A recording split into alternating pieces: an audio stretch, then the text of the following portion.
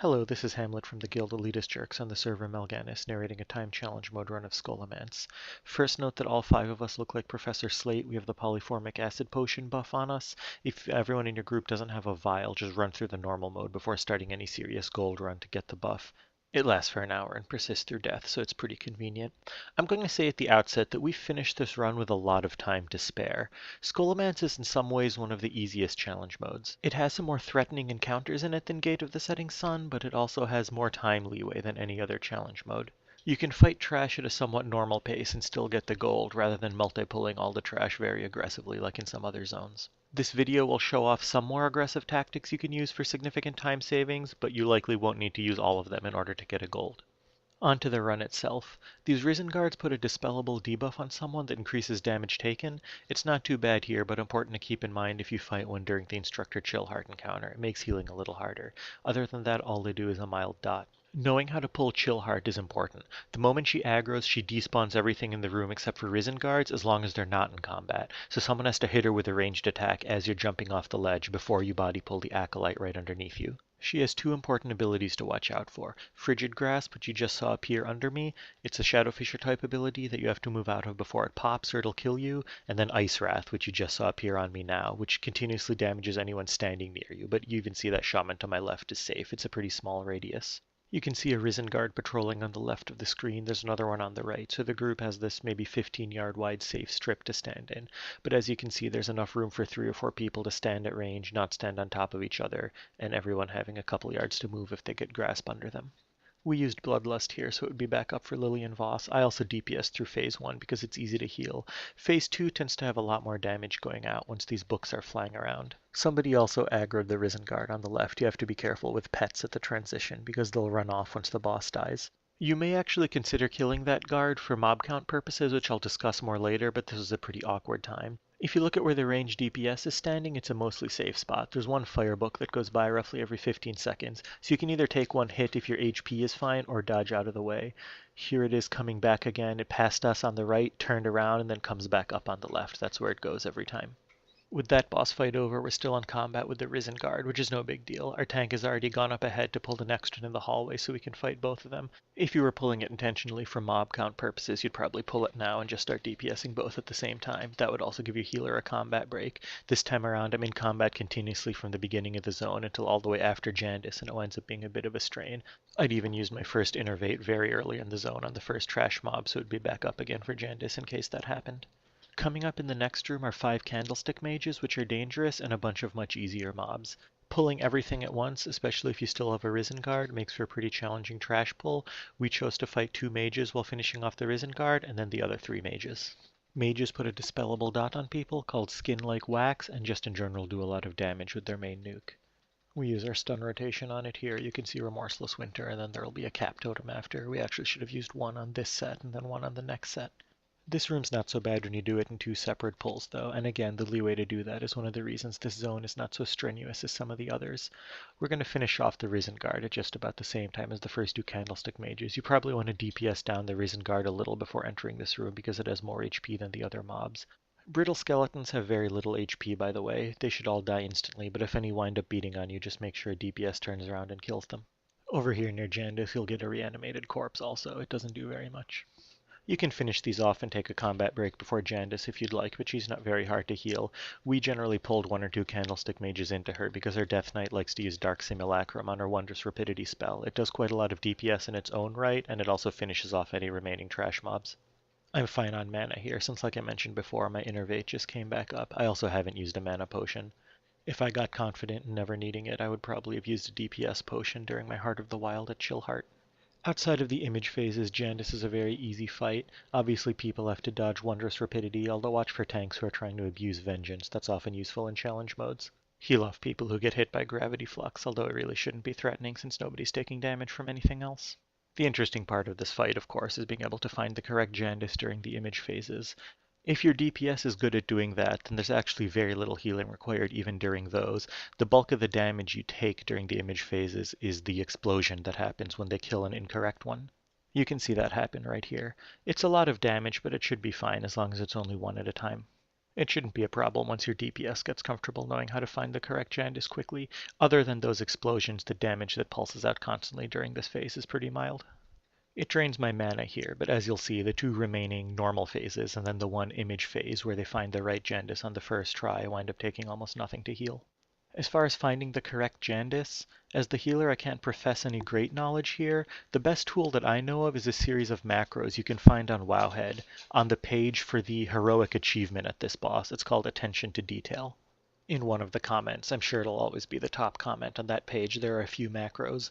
One creates a frame on your screen that shows a full 3D model of whatever you're targeting, and the other one somehow keeps a model of Jandis next to it so that you always have something to compare to. You still have to know all the spots to compare. Her hair, shoulders, belt, gloves, chest piece, and tiara can all be different, but it's much easier when you have the full image on your screen. There are 9 images in challenge mode. Probably the easiest way to do this is to have each of your 3 DPS take one column once they're all proficient making the comparison, and then quickly go down the line. It only takes a couple seconds, and call for an assist when they found the right one. Once they get used to it, it's pretty easy to almost never attack a wrong one, and that mostly removes the healing challenge even during the image phases. Something else to remember for image phases is that dots will continue to tick on her even as she fades into images, so you can get in a little bit of extra damage that way. As the fight ends, I'm waiting by Rattlegore's room while we set up for one of the tougher trash pulls in this zone. I drink up to full while the tank starts running into the room. I've already refreshed hots on him. He's going to pull all of the Bone Weavers in the room. There are a few other ways you can make this pull. A hunter misdirecting half the room makes it easier. If your tank has a battle horn, that's a very stylish way to do it. But otherwise he has to quickly make the loop of the room without dying, possibly with some kind of timer. This pull can do a lot of damage very quickly. The Bone Weavers have a high damage ranged attack called Bone Shards. It's a cone, so it will hit multiple people if they're all in the same direction. Positioning is key here. You can see I as the healer didn't wait and LOS the door because then they would potentially stop before they walked around the corner and start casting on me. We used a Ring of Frost to help position them. Basically anything that allows the tank to get them to quickly turn the corner and face him along the wall is fine, and then the rest of us can stand at this sort of 45-degree angle. Expect a lot of damage when all 6 Bone Weavers first turn the corner and start attacking for the first time. Some sort of barrier effect would be great. In our group I told the shaman to use Ancestral Guidance as they were turning the corner, and then I used Tranquility right after that. The latter didn't wind up being necessary this time as they stayed pretty nicely controlled and we got our stuns off, but it was generally a pretty good safety measure. Coming up now is Rattlegore, another rather straightforward boss. This zone pretty nicely shows the principle that in challenge modes at the gold level, trash tends to be harder than bosses, because bosses are more or less the same every time you fight them and are the same as when you fought them on bronze, but trash you make as hard as you can by pulling faster, and that's where you really gain time. So very often your use of important timers will be decided around trash. This holds true until you start getting into extremely aggressive strategies where you fight trash and bosses at the same time, but I can't think of anywhere that's necessary if your aim is to get golds. There's not very much to say about Rattlegore. Make sure people are prompt about getting their bone armor buff. Not having one is a very silly way to die. The spike does 300,000 damage in challenge mode before any stacks of rusting, so it'll nearly always one-shot you.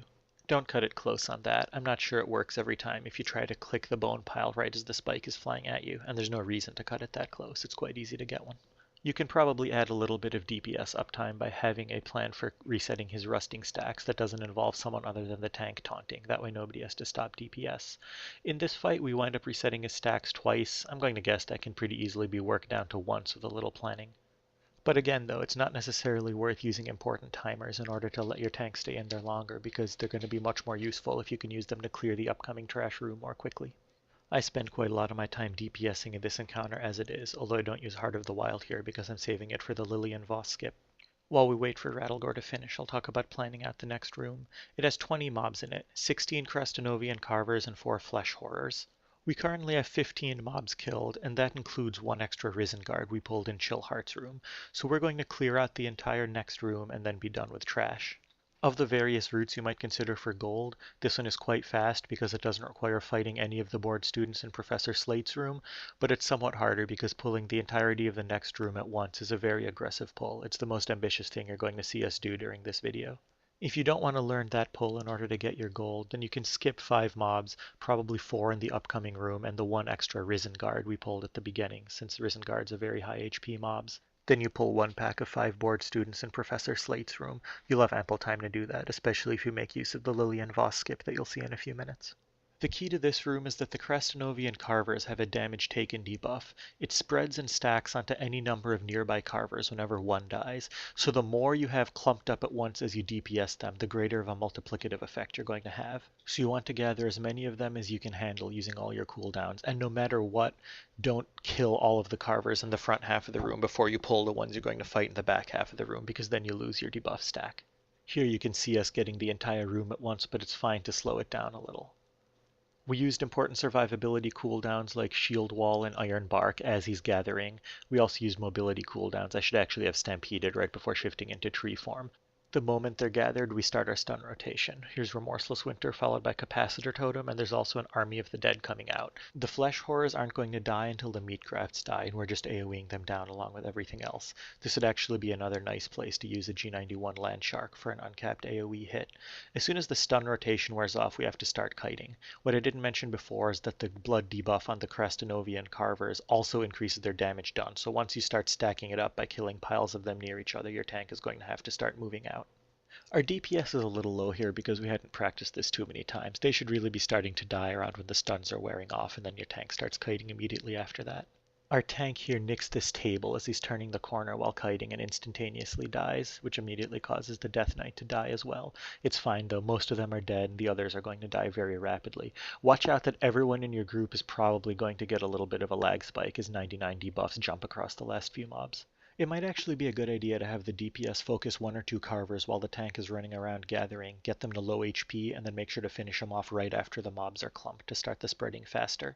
Those deaths don't actually waste too much time because we have to wait for the Lily and Voss RP. As usual in challenge modes, healer drinks while someone else reses, especially here because I had burned a whole mana bar in that room.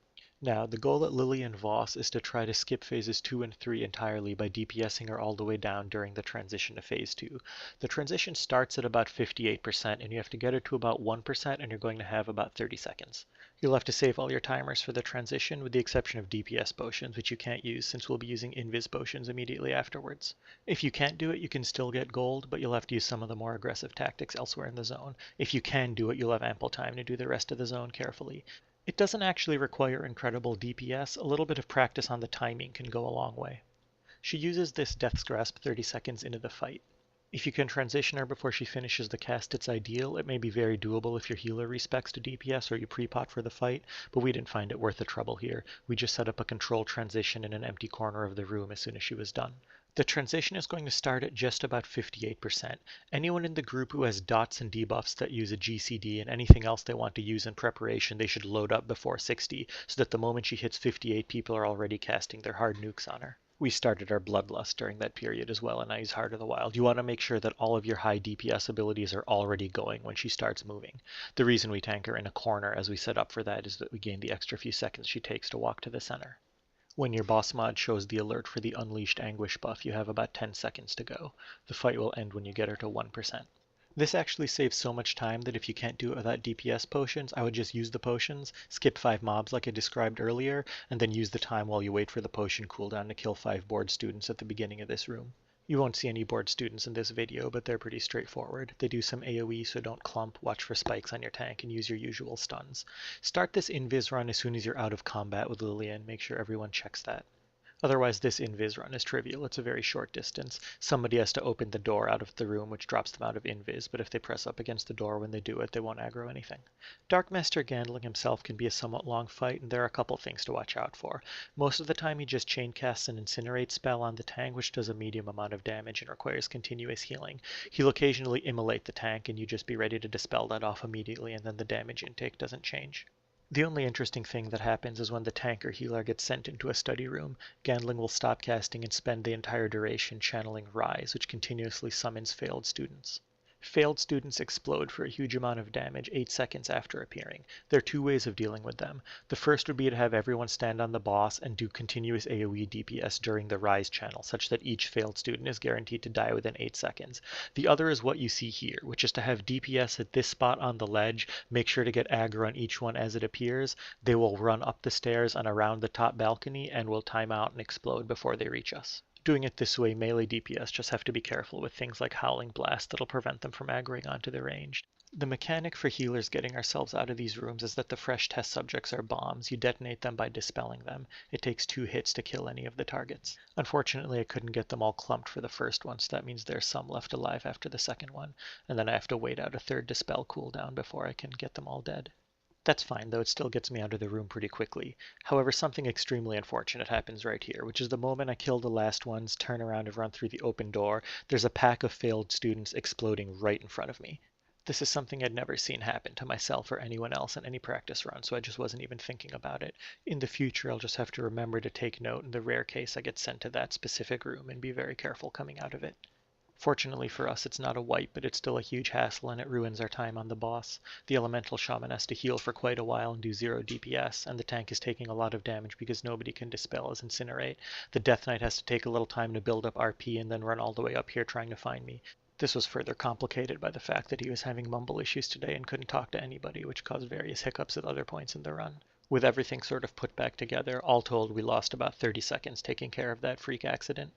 But this is one of the lessons of challenge modes. Unexpected things will always happen, and it's very important to be good at remembering them and having a way of preventing them in future runs. Back to the fight. So what I was thinking about as I was running out the door is that the moment the tank or healer finishes a stint in the study room is the most dangerous part of the fight. As soon as the door opens, Gandling stops channeling Rise and goes back to his normal behavior of casting Incinerate, and without the tank or the healer there, you can have a few dangerous seconds before they get back in a position and get back to doing what they're supposed to be doing. So it's a good time for either the tank to use a cooldown or for the healer to be ready to heal some other DPS for a little bit. Here, after the death, I just have to do a little bit of low mana healing for the rest of the fight. It's a pretty good thing to be comfortable with for challenge modes because it comes up a lot, especially after anything unexpected goes wrong. It's scary to look at an empty mana bar, but if you take stock of your cooldowns and other available resources, you can often surprise yourself with how long you last before things actually fall apart. So if that all hadn't happened, he'd have been dead already, with more than 2.5 minutes to go. And that goes back to what I said at the beginning of this video. We mostly did this zone in what you might call challenge mode style, the same sort of pace you'd use to get a gold in any other zone, but you just don't have to in Scholomance. Especially if you can do the Lillian Voss skip, which is a more straightforward speed trick than what's possible in most challenge modes. You have ample time to do the rest of